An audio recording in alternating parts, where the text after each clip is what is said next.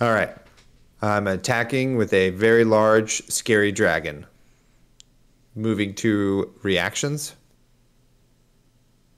I'm going to pitch a red to get rid of this frostbite and play sand cover or an ultimate fighter. That's how I have a frostbite. Make ash, block your dragon. Done. I'm going to grab your head in the palm of my hand and say, is that all you got? Victor Goldmane. I'm stupid. I'm sorry. Welcome to the reaction step, everybody. This is our video podcast with our good friend Colin and our other good friend Isaac. Welcome. So on this episode, we're going to be talking all about Uprising spoilers, which is very exciting, extremely exciting time in Flesh and Blood when a new set comes out. You wake up every morning to a couple of new cards and you're just like, wow, that's freaking cool. I'm going to read that like 12 times before breakfast to make sure I understand what's happening. So here we are. How are you, gentlemen? You read it with one eye open because your phone's too bright. And then you go on a Discord in another channel and they're like, this card sucks. And you're like, dude, I don't even know. I can barely understand it yet. But I'm great. I'm doing great. Spoiler season, I guess, is over now, which feels weird. I feel like they used to be long and drawn out and emotionally draining, and now it's just like spoiler and then box openings, and you're just like, I can't even process the cards that have come out. So we'll see. I don't know. How are you, Isaac? Great. Yeah, it was kind of a whirlwind. I don't feel like quite as emotionally drained and a little gypped in that regard, you know. Feel like a little intact. LSS took it easy on me this time around. You know, I wanted to feel a little bit more like, oh my God, I'm just like saturated in the Uprising. But now I'm just like, okay, cool. I got a bunch of dragons that I need to get now. That's all. I am very happy with what I've seen so far. How are you doing, Taylor? Over in Icelandia? Yeah, I'm doing great in this bleak expanse that I dwell in now. I am a little tiffed that we didn't get more ice or wizard cards, but those came in like the box breaks or whatever. But I'm over here channeling the bleak expanse. I'm full team ice wizard. I'm all about it now. That's all I'm going to do. I'm going to be one of those people who shows up to every event with only the same hero, and I'm going to be really good at it. And if you're not prepared for ice wizard, you're going to lose. That's my new outlook on life. Sounds like a good one. Challenge accepted. Yeah. Awesome. Well, before we get into our spoilers, we would like to advertise ourselves a little bit to you. So if you have not been listening to the podcast, me and Isaac have been doing a series on draft. So we've done parts 1 and 2 are out by the time this is in the world. And they're doozies. They're real bangers. We're giving you all of the tips, tricks, and strategies and mindsets that we have learned over our years now of playing Flesh and Blood, and specifically Limited. We have been quite fortunate. Even through the pandemic, we did a lot of drafting early in our Flesh and Blood career. So we're giving it all to you. Go ahead, Isaac. Oh, I read some of the early reviews, and it's been called the best draft strategy resource of all time. So, you know. Awesome. I can't believe I haven't read those myself. You have to send them my way. I definitely didn't write them under a pseudonym. Who is this Prince of Precision that keeps giving us 5 stars on everything? Seems like a great fellow. Knows his stuff. He's a prince after all. Sounds trustworthy. Send him your bank account number so that he can transfer you the money. Yeah, totally. Just point your webcam down to your checkbook. It'll be fine. It'll be totally fine.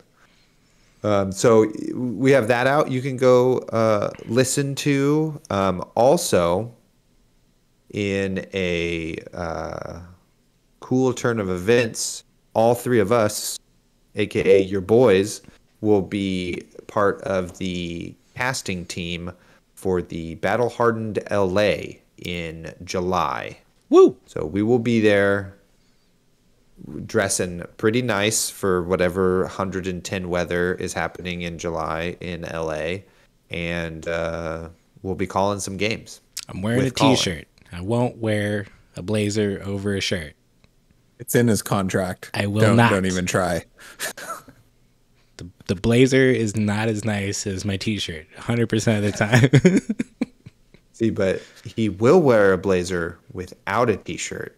Loophole. That's true. If you want to see that, send me a message. Yeah, Battle Harden. First Battle Harden on the West Coast. First major Flesh and Blood event on the West Coast. Southern California. It is in Pasadena, technically.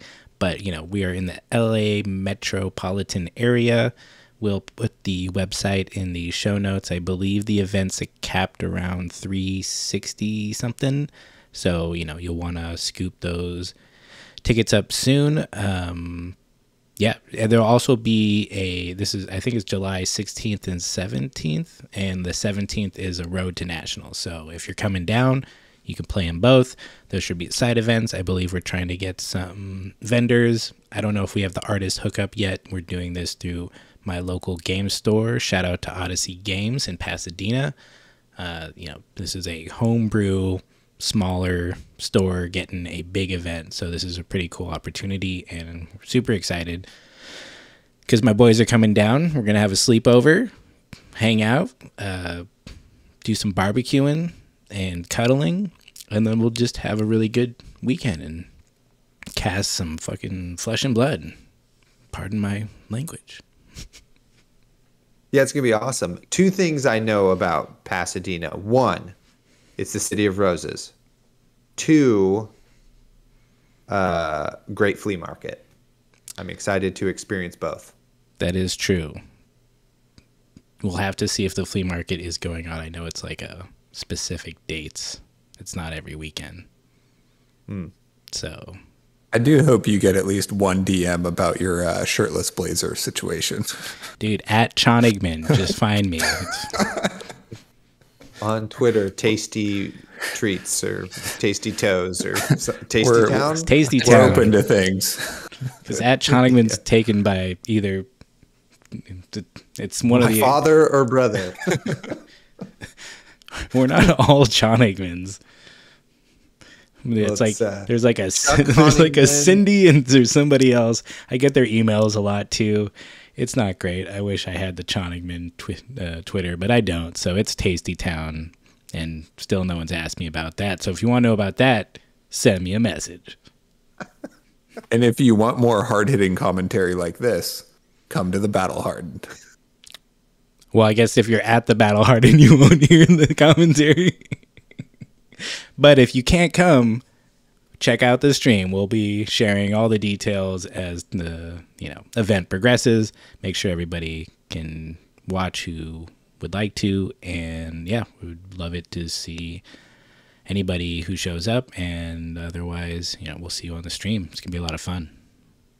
Heck yeah, I can't wait for it. I'm very excited. It's gonna be great. Do we have anything else we want to plug before we get into this Uprising spoiler situation we have planned? No. Uprising. Okay. Right? Yeah. That's my gag this season. Sweet. Hell yeah. Isaac, start us off with card number 3. Awesome. 3. Okay, my third pick. First, third. Perfect. Lucky 13. Did we explain we're doing our this. top 3 cards? I forget if we explained that or not. Oh, well, my third pick out of 3, there we go, lined it up, is Vipox. So this is a red generic action attack at majestic rarity. It costs 0 and attacks for 1. However, when Vipox hits a hero, they lose life equal to the number of cards in their hand. This does have a tiny bit of anti-synergy with Phi in that it does not have Go Again, nor is it Draconic. But, I think it merits playing anyway. But, so I picked this card for a number of reasons. There's a number of cards in the set like this, like Erase Face, for example, or there's a ninja attack that if it hits, they draw 3 cards. And I really like these cards like Vipox in that they're very balanced, but they're designed to punish players who have just no ability to block or just like want to keep their hand and trade damage. Because I feel like we were getting to this kind of dangerous place in the game where it was kind of just like everybody just wanted to hold their 5-card hand and like hope that their high roll 5-card combo was better than their opponents and just kind of race in one way or another, So I really appreciate cards like this that will punish a deck that is so inflexible that it can't lose 1 card from its hand or 2 cards, when the time comes. So I really, really appreciate that. I also enjoy this card because the flavor text reads only... Oh, God, my phone just shut off. It reads, only fools resort to force. The spider. And I like this character, the spider, in the art because I personally really appreciate these kind of like supporting roles in the game. Kind of like Cavden, who's an actual card, or like Minerva, who's not even a card at all. But I feel like they give kind of a lot of flavor. Yeah, well, she's giving less flavor now, but I do like that about the game. Could be seasoning a demon's dish. Totally, less flavor to us for the time being. You guys taste that? It's Minerva.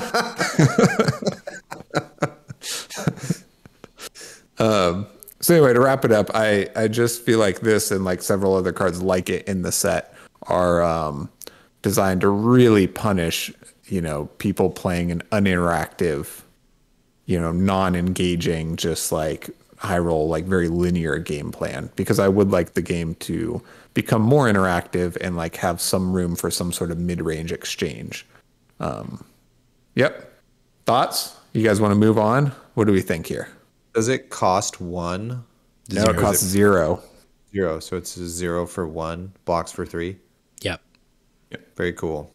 Yeah. I think that card's cool too. I almost picked that as well. But more for how much it exudes kind of flavor and lore, like the most interesting character we've seen other than probably Cavden on a card who has like a whole metal arm. Like this person is a demon, has a horn, has red skin, is like, I don't know. He's got something going on. What is his deal? He's got half his face covered. He's hiding, but he's also this bulky dude with big horns coming out of his cloak. So, and armored arms. Armored arms. And he, if you see this guy messing with your teapot, just don't drink that tea. Yeah, probably make a new pot. Exactly. We toss that one out. It's cheap. It's not. It's just tea. Just tea. Well, who knows? I'm not from Wraith. The tax on tea by the Solanan Empire could be drastic.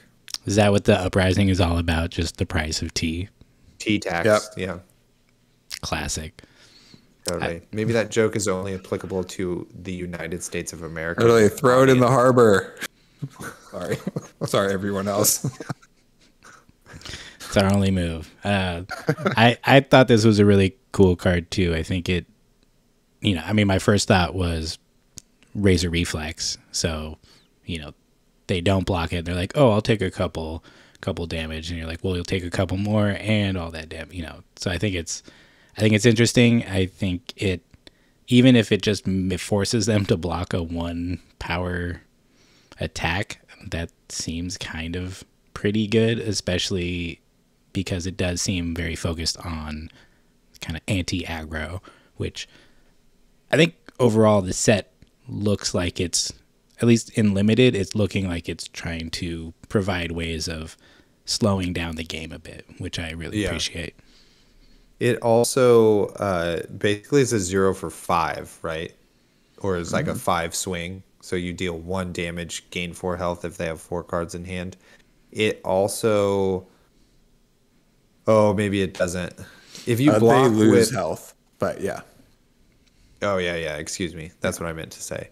If you do hit it with a reaction and they like thought they were going to get cute with Crown of Providence, then boom, it's even more, right? So totally nice Great choice. All right, Great Taylor, pick. what's your third choice? Your first third, as we say. My first third, lucky 13. My first pick is Erase Face. So this is a generic attack action. Majestic, costs 2, is a red strip, is a 6 power, defends for 2, and it reads, when Erase Face hits your face, cards and tokens they own lose all class and talent types until the end of their next turn. It has some of the most, I don't know. What would I say about this artwork? The artwork is so cool. It's the same person who did Timekeeper's Whim, which is also a standout card in Everfest. It has maybe one of the better names in Flesh and Blood now that Stubby Hammers is banned. So Erase Face, I think, takes that spot.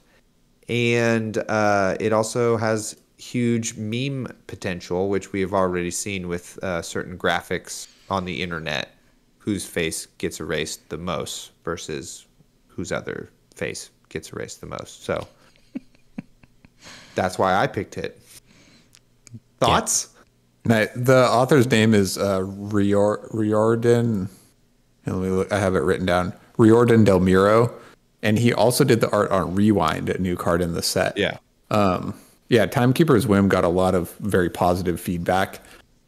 And I'm glad to see that his art is back for more in this set, because it adds like a splash of a bit of a different flavor to the game or to a set, which is really, really enjoyable. Yeah, very cool. Yeah, the art I think is great. I would say it's probably polarizing. Some people do not like it, and that is fine.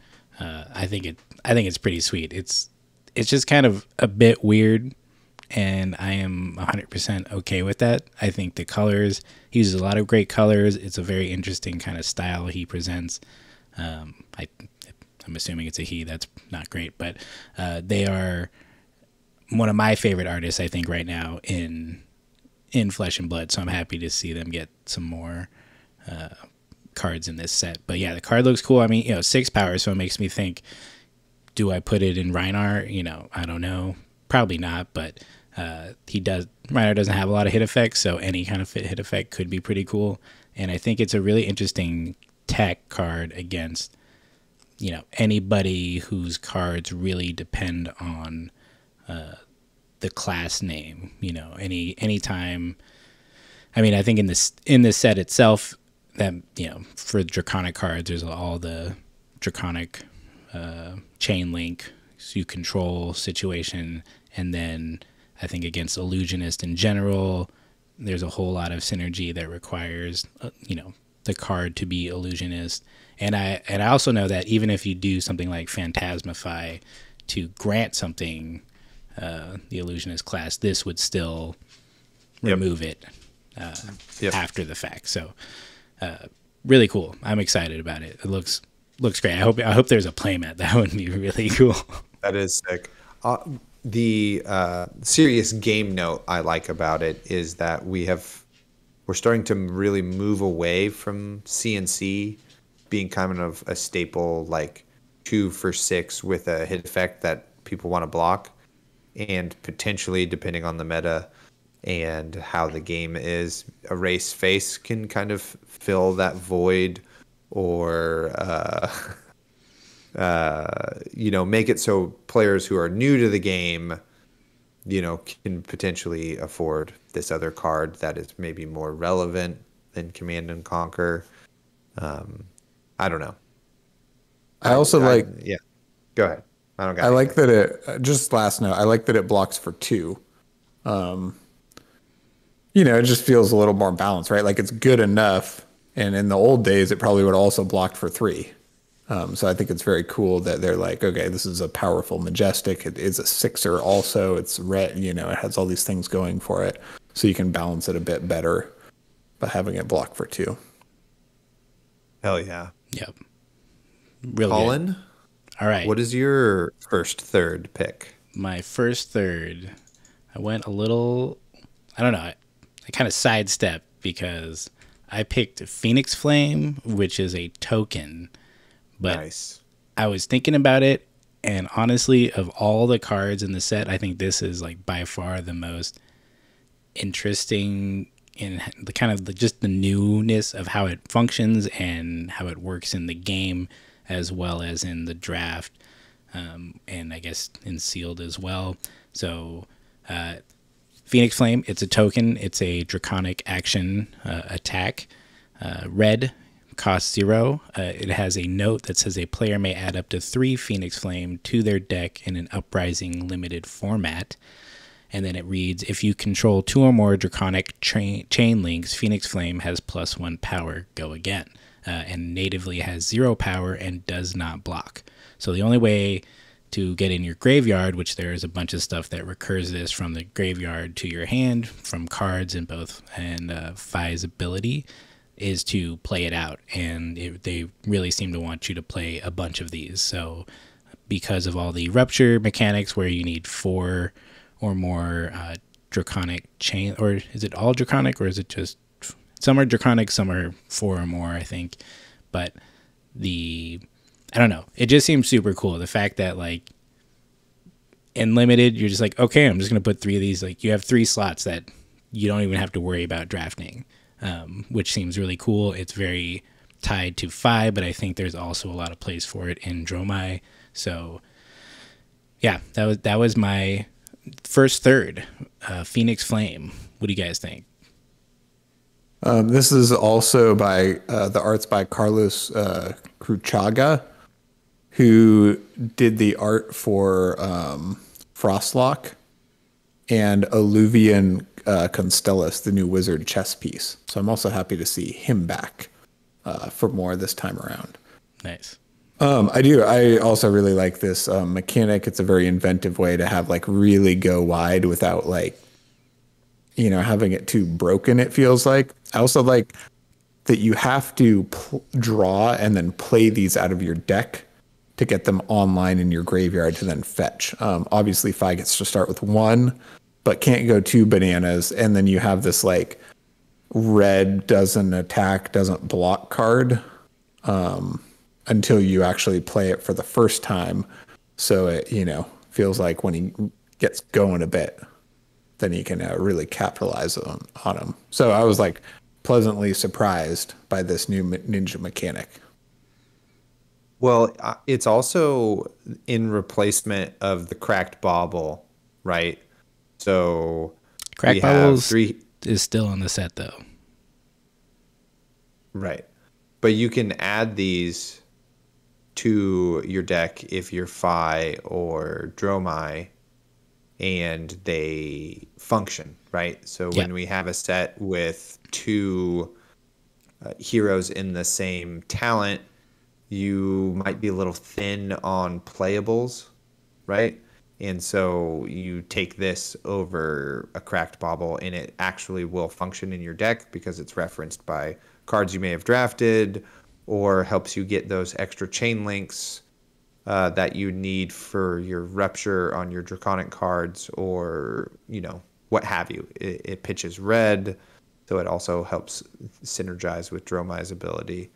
So I think it's really cool, and that it's these little flickers of flames that are, rising from the bottom, the graveyard onto the combat chain and igniting a uprising of attacks is just really cool, and a really cool mechanic that has a lot of theme tied to it. And I think that's something they're really nailing overall in this set is mechanics tied to theme, which was one of the best parts about Monarch, was how the mechanics were tied to the theme, right?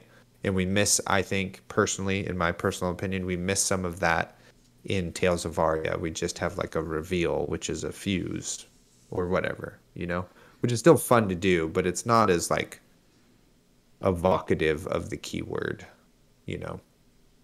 So, Totally. Great pick, Colin. Thank you. All right, Isaac, time for your first to second pick.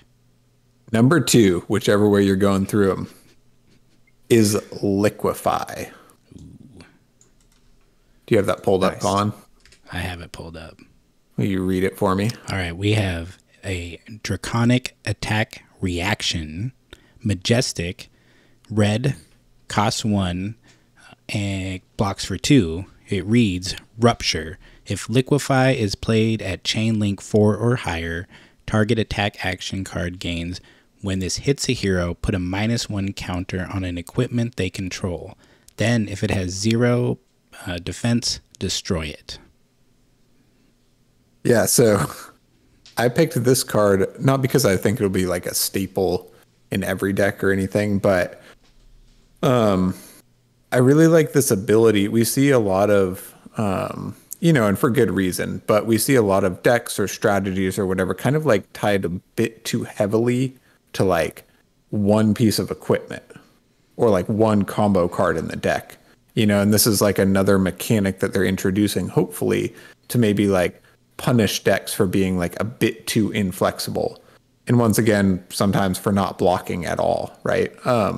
Equipment with 2 defense are still safe till they block. But I just really like this idea. And, this card doesn't give it plus any attack.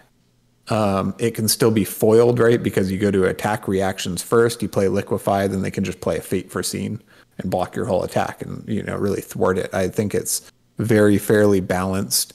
And again, I'm just into incentivizing decks to be a bit more resilient or flexible or interactive. And this is just yet another card that I feel like really fairly, pushes us towards that goal or whatever. All right, somebody take over. Not to mention the art is just super cool. It's a dude in armor that's just melting, and he is also melting, and just it's gross, but not too gross. It's pretty good. It rides that line. I think it's really interesting. I think there's a couple cards in this set that have similar abilities that kind of go after equipment, and I think that's going to be a really interesting play space to have to keep on the lookout for those things. Like, I think previously mostly Guardian has cards that do that. I don't know if anybody else has destroy equipment cards. I should know that, but Lexi can run expose, expose, but doesn't. Yeah. So yeah, totally. Yeah. Largely Guardian, but also Lexi. But yeah, very very cool. I think it is interesting because it doesn't buff the attack, so you're either really trying to.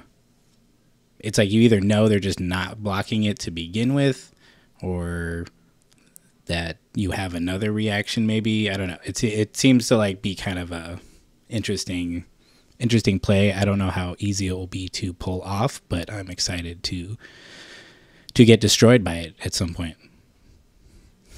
Yeah, what I like about both cards Isaac has picked is hinting towards the I think thing that me and Isaac have talked about recently that we would like from the game is that your sideboard matters a bit more in the game.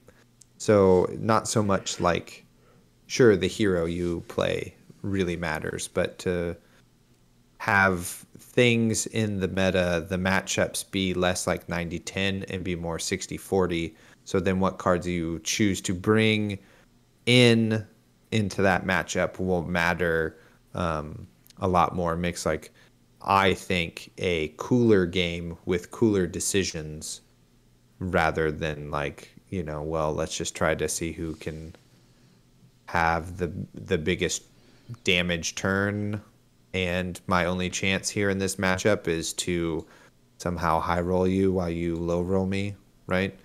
So I like that there are these kind of more silver bullety cards, not silver bullety decks. But will that in practice pan out how we are theorizing it remains to be seen. So I look forward to figuring that out for sure. All right. What's Taylor. your next pick, Taylor? Oh, right. I'm next. Okay, so my next card, my second, is Sigil of Permafrost. It is a elemental wizard defense reaction. It is a rare, so it comes in a cycle. So you have red, yellow, and blue. It defends for then 2, 3, and 4 and costs 1. It has Ice Fusion, and it reads, if Sigil of Permafrost was fused, the next time you deal arcane damage to a hero this turn, create that many Frostbites under their control. So I like this card for a few reasons. It is not referential to non-attack actions. So one of the limiting things in some of the design so far with Wizard has been that it has to be from like action cards, your arcane damage, any sort of amplification or hit effects or whatever. But now with the, Waning Moon staff that deals 2 or 3 arcane damage, that could hit. And then Sigil of Permafrost hit effect will be online. Of course, with that weapon, you still have to play a non-attack, so kind of a lot. But I do like that you can play, Sigil of Permafrost and then maybe like an Ice Bolt from Arsenal, and now you're threatening a hit effect and kind of shutting down their turn and giving them a Frostbite premature, already. It's like kind of playing into this whole kind of cool control icy wizard constant Frostbite situation. And on a personal note, I think that the ice elemental wizard bordered cards are the best in the game now. Those are absolutely my favorite. So cool. Thoughts? Colin, you can go first. It's pretty good.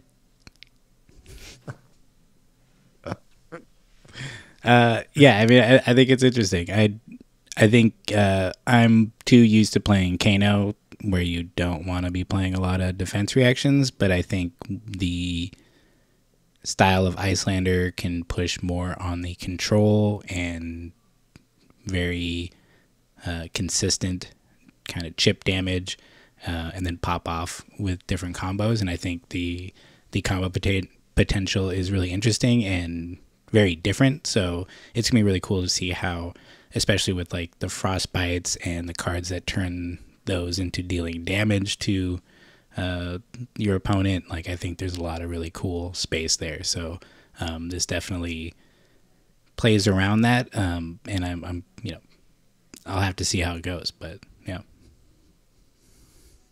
Yeah, I really like this card. It kind of reminds me of like what Absorb and Aether should have been. Like nobody runs that because it bricks off the top, which is just like terrible. You run it in Icelander. Yep. But in this set, we have this card. So yeah, it like blocks, and then, you know, if you have a 2 cost or lower blue card in Arsenal, it pairs perfectly with that. And so it blocks, gives frostbite, and you deal some damage, which is just kind of everything you want for a nice little 3-card package in this scenario, which I really, really love that about it. But, you know, it's also like pretty fair, right? Like, so if you've arsenaled, you know, a cold snap or some kind of non-attack blue, and then you draw this defense reaction up, you're kind of in a weird place because you then have to like cold snap and staff and then also play this defense reaction to get anything to happen, right? To get any damage done that turn. So you might be in kind of an awkward position if you draw it at the wrong time, which I kind of like, because you can't then arsenal it, because then you don't have any way to deal damage on their turn. You know, you get where I'm going with this? Yeah. No, am I way off base? No, I mean, it still is like, it does suck paying 1 to defend for 4 if you're playing the red, you know, that does kind of blow. But, you know. Well, you're pitching anyway to play the Ice Arcane attack. Yeah. Right. I just meant if you had to play it from Arsenal. Oh, yeah. It's the red.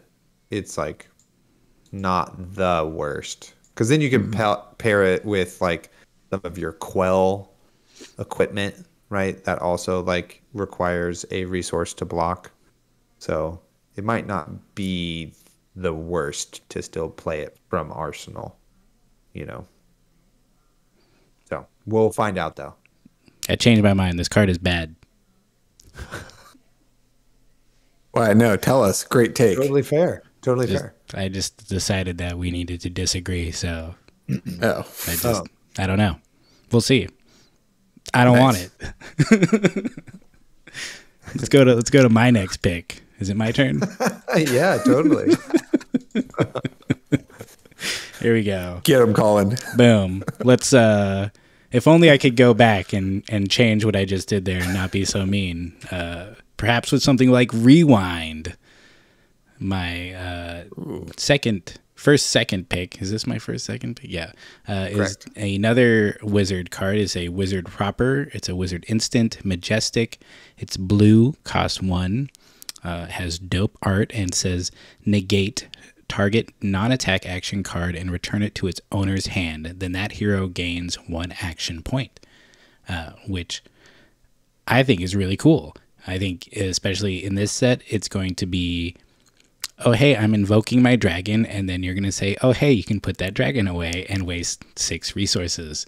Thanks. You get your action point back, though, so that's pretty nice. You don't get those resources, though. Yeah, I don't know. I think this is really cool. I was talking to some people today, and there just seems to be a lot more situations where this card looks like it could do some really interesting disruptive stuff, as opposed to things like Etherize, which always seem kind of hard to pull off and very situational. I think there's enough non-attack action cards being played in a lot of different decks right now that are pretty powerful that could really disrupt some things. Of course, it's going to be the expensive ones where this kind of pulls its weight a bit more. I think, you know, Channel Mount Heroic, Channel Lake, Frigid. I was like, what's the F stand for? things like that, you know, that are powerful and kind of disruptive to you, or scary to you, and you just kind of nope it out of existence and force them either to waste a bunch more resources and have a worse turn, or, you know, I guess, you know, they could always play it the next turn, but I think it can really buy you some time, and it only costs 1. So you're trading, you know, if you're doing it right, you're trading 1 card and a resource for someone else is like 3 or more resources. So yeah, this is my number 2. Yeah, I love this card, or I love it how I envision it playing out, right? Because standalone, it costs you 2 cards. Your opponent doesn't lose their card. They can shift gears, maybe punish you, and then arsenal it, right? It's like kind of a gamble on your part to some degree, because they still get, you know, if you like in CC, if you played this on a channel, then Lake Frigid, then they just get a blue back and then can like do something else. And you're down on cards, you're gonna have less of a turn on your turn. So yeah, really, really powerful and disruptive, but you know, a bit of a gamble, and you know, you got to pull it off, which I think is really cool. It's very cool design space. Yeah, I also think it's cool, and I think it's going to be really, really applicable, actually. There's just a lot of really powerful and necessary non-attack actions that a lot of the meta decks are running, or potentially could be running. And we know Briar's stock for sure has risen with Chain and Starvo getting Living Legend on out of here. So, yeah, I think it'll be good. But I think also what Isaac had to say about it, you know, being a narrow silver bullet card, also, you know, can be its drawback. Yeah, and whatever. On and that last point on this pretty bad card. No, I'm just kidding. Yeah, it's like another one of these cards that is just like extremely sideboard dependent.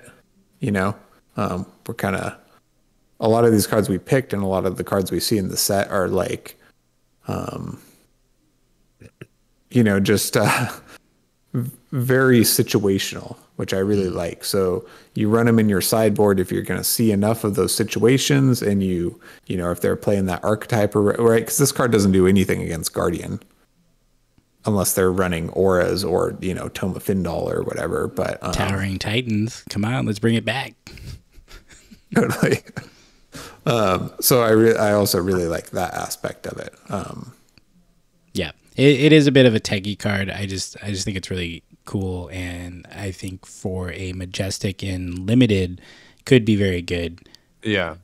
Whereas usually Majestics can kind of be underwhelming in the Limited format, just because they kind of depend on a bigger combo or just more setup than you usually get to do. All right, Isaac, here we are. We all been Number waiting. one. Number one, your first one. I picked Sand Cover. Ooh.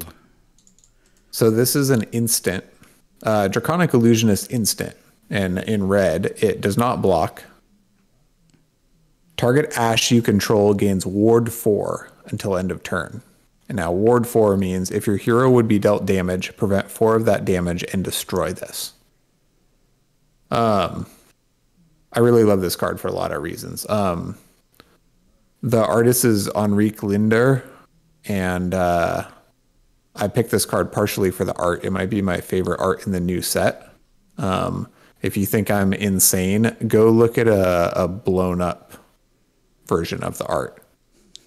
However, I will give a little shout out to Yenderai here, because that dragon is badass.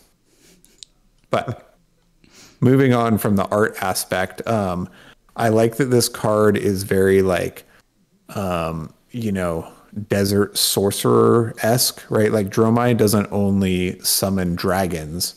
There's a number of cards that are her, you know, manipulating sand or, you know, ash, and has like a kind of versatile magic at her disposal, which I like the flavor that adds.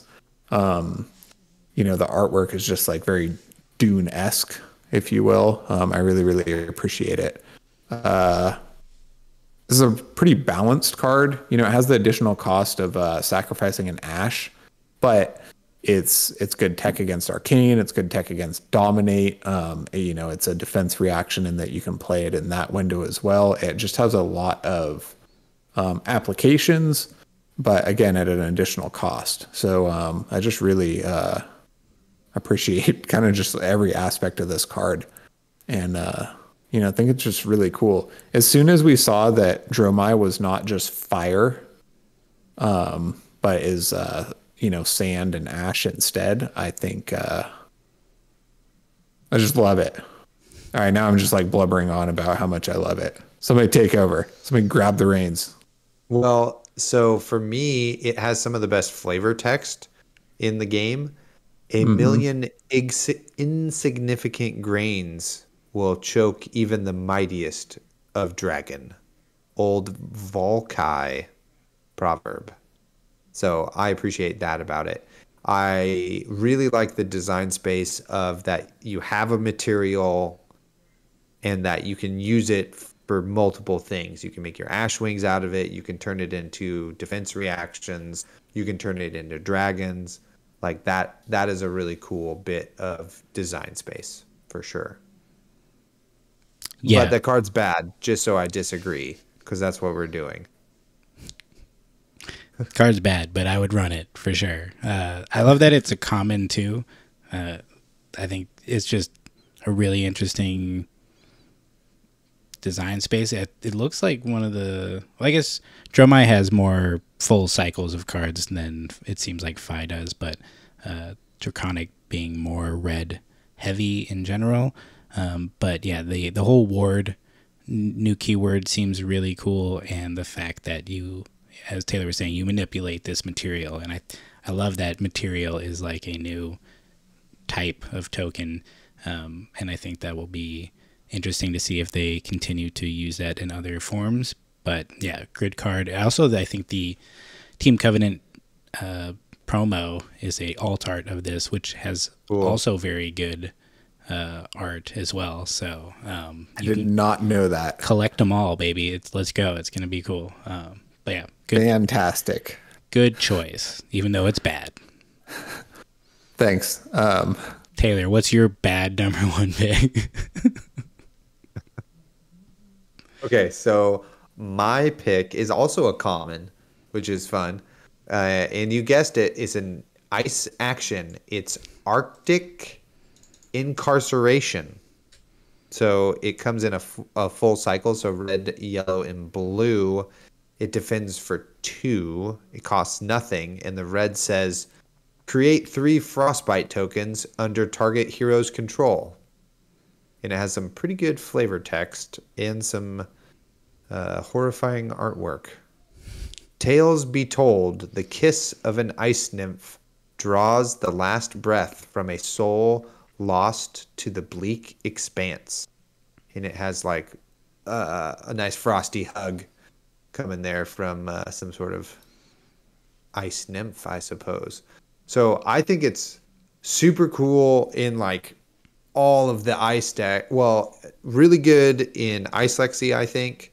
Isaac, you can weigh in on this and tell me why I'm wrong or correct. And I think it's really good in Icelander, especially in blue, because then you just play it from Arsenal at instant speed. Here's your 2 frostbite tokens. Thank you. Have a nice day. In Ice Lexi, it's the same thing. You can run it as one of your blues. 2 frostbite tokens. Thank you. Have a nice day. Or 4 if you're a crazy woman, which sometimes Lexi is. And just giving frostbites on demand like that might not be good, but I like that kind of extra synergy in the blue slot you get for Icelander, and you can play it on your turn as like, you know, you can play the reds as Icelander and then a limited game and then swing the moon and deal them some arcane damage as well.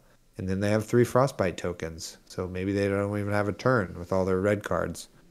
And then you got a chance to set up and that sort of thing. So I think it's going to be a staple in the ice decks. We'll find out though.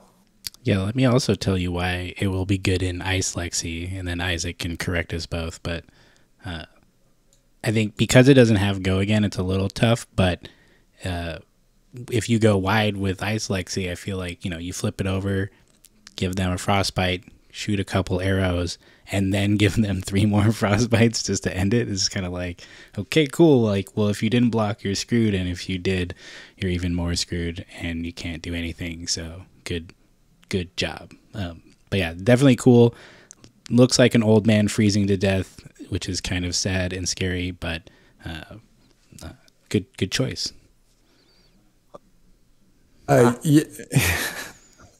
Yeah, I think this card is good in Iyslander because you can surprise play it out and give them 2 frostbites, which can be really detrimental. My thoughts about cards like this is that like this card is, when used sparingly, not too many in the deck, is like excellent anti-aggro tech and does absolutely nothing against, like control, mid-range control style, right? So it's very situational, but yeah, I think definitely, if you have like plenty of red ice Voltic bolts, whatever that card is, and that kind of thing to like set up or to draw 2, this card will definitely like, fulfill its role in terms of your opponent does one thing and then you play this out and ruin their whole turn, maybe wasting that card they played. So we're not wrong that it's also good in Lexi. Cool. Moving right I will not be running it in Lexi. Right along. Not bad, though. Didn't say it was bad. So for my number 1 pick, I did not pick a common because I am that guy. I picked the Marvel version of Invoke Tumultai. And I will flip it over in a second. Invoke Tumultai costs 5, big boy.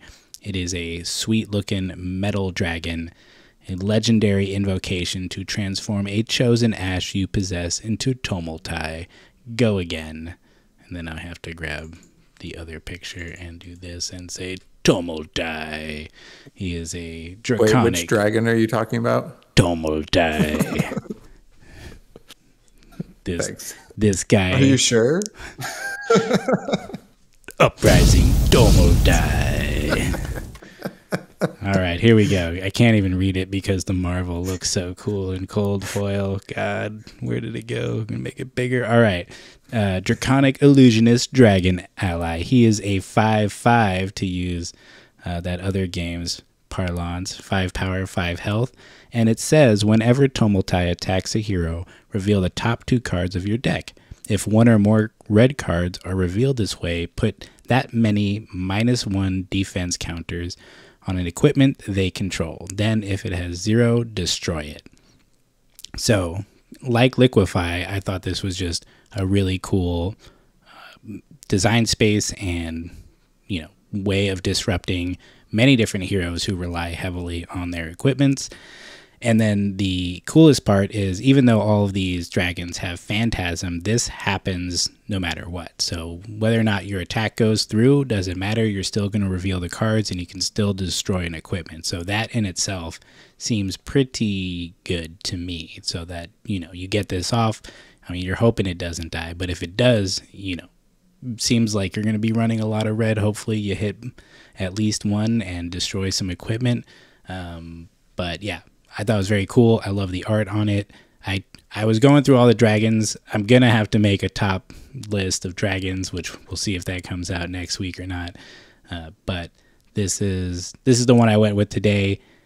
I just thought the ability being kind of always relevant was very cool, and it didn't seem like there was, a way of getting around that, even with like something like Rewind or something, which I guess would prevent it from coming out, but still, like, you couldn't, negate, or, you can't, like, kill the dragon before this resolves, basically.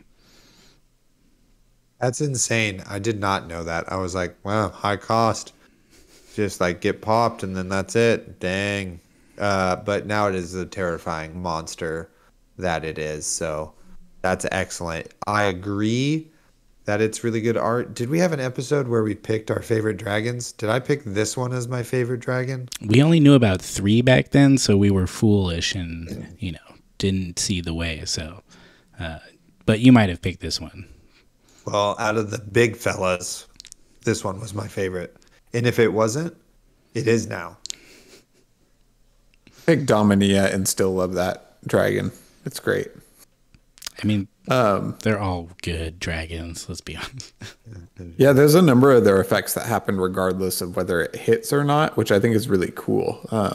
Just because these they're like fairly expensive, easily popped in certain decks, right? But The more cards we've seen come out, there's a dragon that makes your first dragon attack lose Phantasm. There's one that gets an action point, whether it, just attacks or gets popped. And so we kind of see this all come together where, yes, this is very expensive, but it's very powerful. If they can't pop it, stays out. You can kind of see the overwhelming nature of illusionists, start to, you can start to see how this all comes together now that we've seen more cards. Yep. Excuse me. Yeah, very cool. Great number 1 pick. Cool that you went last and had a very large, scary dragon. I like that in the theme. Thank you. Yeah. Very cool. It was the best card. You're welcome. Isaac, do you happen to have any honorable mentions? I do. Thank you for asking. We all picked an extra card in case our picks overlapped, but for great news, we all picked 3 separate cards, which shows how interesting the set is. However, my honorable mention is Frost Hex. Islander specialization. Blue, costs 3, blocks for 3. It's an ice wizard action, Affliction aura. Affliction. So, afflictions enter the arena under an opposing hero's control. In this one, Frost Hex reads, Frostbites you control have, at the beginning of your end phase, this deals 1 arcane damage to you. So this is obviously great in a number. First, it's a blue that blocks for 3. Eastlander can play it for surprise. It has so many good things going for it. But I just really, really love this card because it is a tool to combat just straight fatigue, right?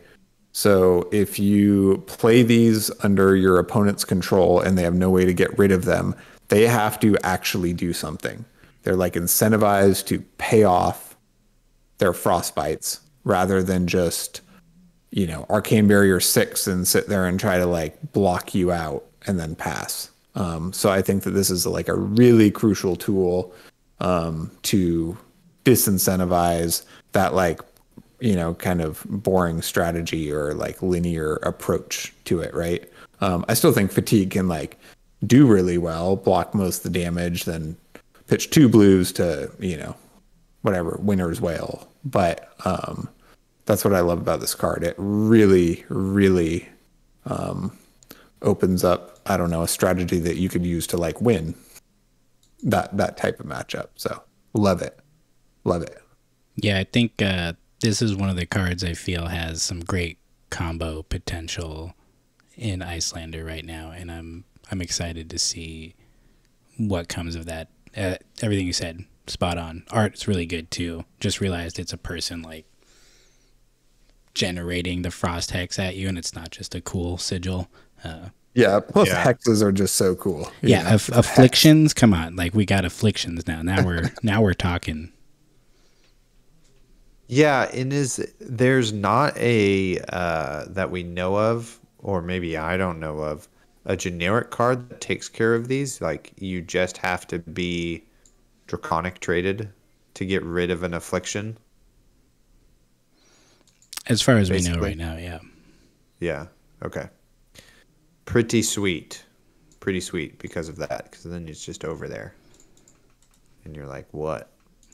What are you gonna do about it? Deal with it. Take damage. Yeah. Suck it, Briar. Or I don't know. I mean, it's cool too because I feel like if you can get this off after they've done a bunch of stuff on their turn, it's rather than the frostbite preventing them from doing things, it's just going to straight up deal extra damage, which is sweet. And if you could do a Ether Wildfire in this, I mean, come on. That would be nuts. I don't know how you do it, but I don't think it procs your frostbites, but it'd be pretty wonderful. Well, if it did. It says it deals 1 arcane damage to you. So are those? Doesn't Ether Wildfire non-attack pump attack?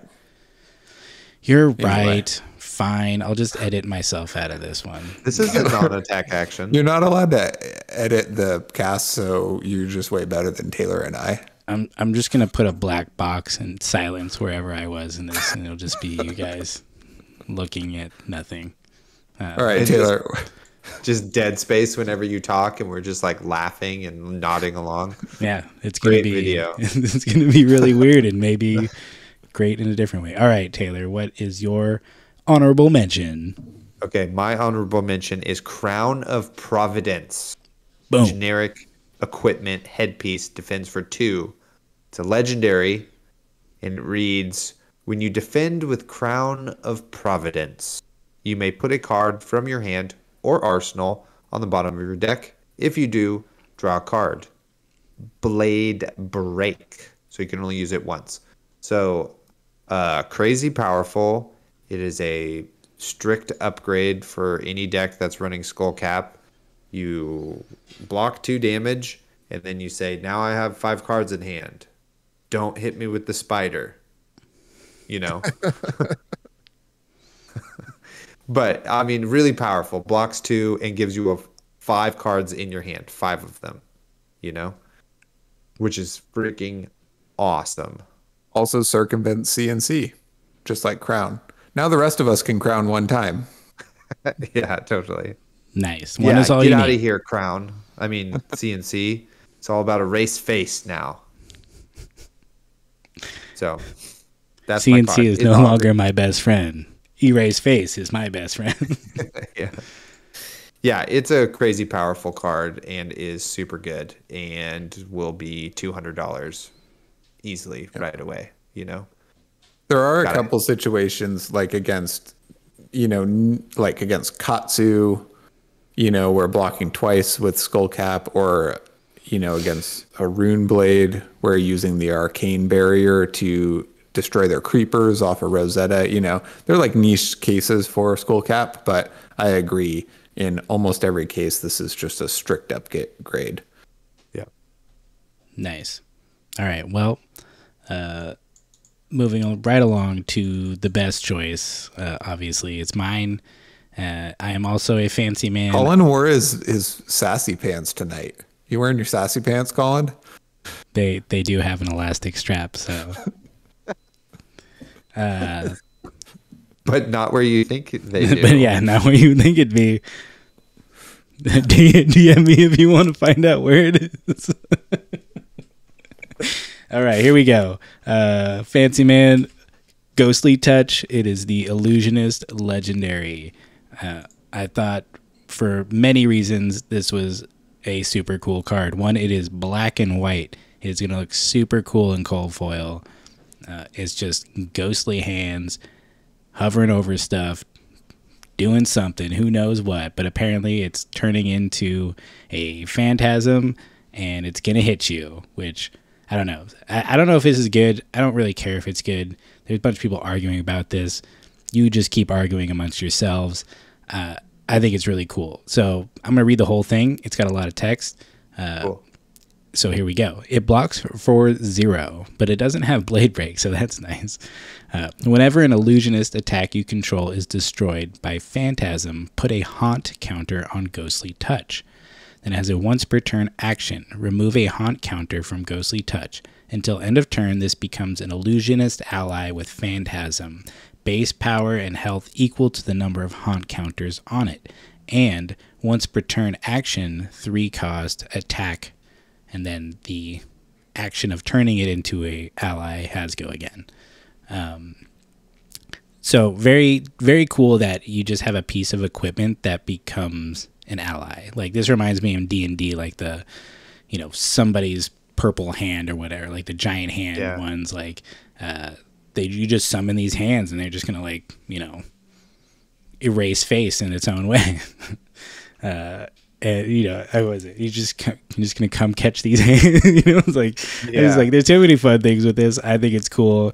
People are like, oh, if your phantasms are popping all the time, then you're not good at this game. It's like most of the time when I'm swinging a phantasm, I'm more than sure it's gonna get popped, and I'm fine when it does because I knew you were gonna do that, which means I already had a plan. So this just means that every time that happens, I get to turn this into a beefy ally that at one point, I don't know, maybe if you do an all Herald Prism deck, everywhere just pops all of them, and you just have like a 12/12 ally that you summon every turn for like, and you just swing for 12. Like that seems pretty good for me.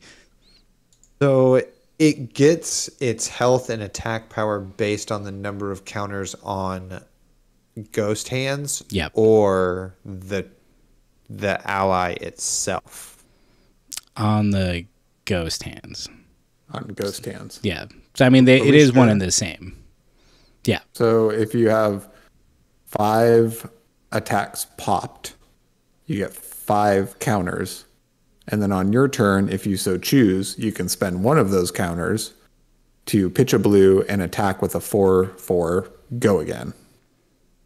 Yeah. So you have to decrease power. Yeah, okay. You have to remove one, and then but it does say the number of haunt counters on it. So it is remove one, and then you create the. So I thought it was the number of haunt counters on the ally is what that is referencing. But that could just be me reading too much into it. There is no ally to put haunt counters on ever. Yeah, it is the ally. So Ghostly Touch. Ghostly Touch turns into an ally with Phantasm and base power. Yeah, totally. Cool. Hopefully there was at least one other person in the audience who was kind of had a little bit of a fuddle about that. We all understood it 100% from the first time we read it. I did. It's a very wordy, complex card. I reread it and confused myself, and I'm glad you brought it up because I was going to ask you. No, totally. How that worked. So. It is very interesting, and I'm stoked to see a piece of equipment do something so unique in this set. I think this card's really, really good because, like I said, say you get 5 counters over the course of a CC game, and then you get a hand with too many blues or whatever, or only one blue. Then at the end of the game, you can attack with a 4/4, and then the next turn it still has almost all these counters, or maybe you get one more or whatever. So then you can attack again with a 3/3. In addition. For the cost of a blue, but in addition to your board state, right, which might be some bunch of tiny dragons and one big dragon, whatever it ends up being. You can pair it with any, attack action cards, with Phantasm that don't have go again. It's just like the impact of a lot of arm pieces is not huge in a game, right? And I think that even if this doesn't just go completely crazy, that's a pretty huge impact. So then are we having situations where you create up to 3 Ash Wings on your turn, and then on my turn I play Singe and kill all 3 of them, and now your ghost hands have 3 counters on them? Is that what's happening here? No, it's only if it's destroyed by Phantasm. Oh, okay. So not if you kill the ally. Yeah, so it has to be popping a Phantasm with a 6 power defense to get this. So yeah, that would be absurd. Yeah. I'm like, these hands are confusing to me. They're too ethereal. Tomorrow would be the ban of this card if that was the case. We made a mistake. Yeah. We hope you like this cool looking card, but you can't play it. Okay. Got it. Got it. All right. Done. Sweet. Well, that's it. That's our top 3 and 1. Our first top 3. We'll see. We'll come back later and we'll talk about our next top 3.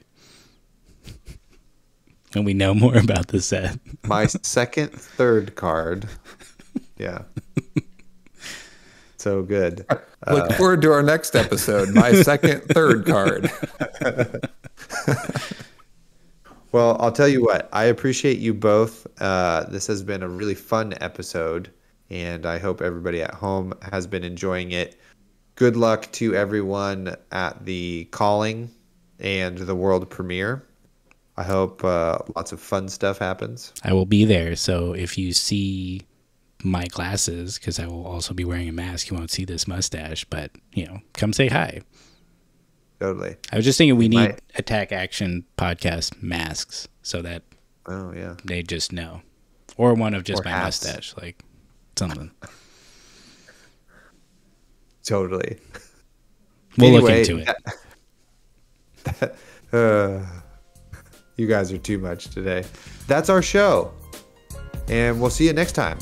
Goodbye. Goodbye. Goodbye. Shit, I was late. I'll fix it. Just make sure you say goodbye way before us. And then react too late. Yeah, that would be great, actually. Nice. Good job.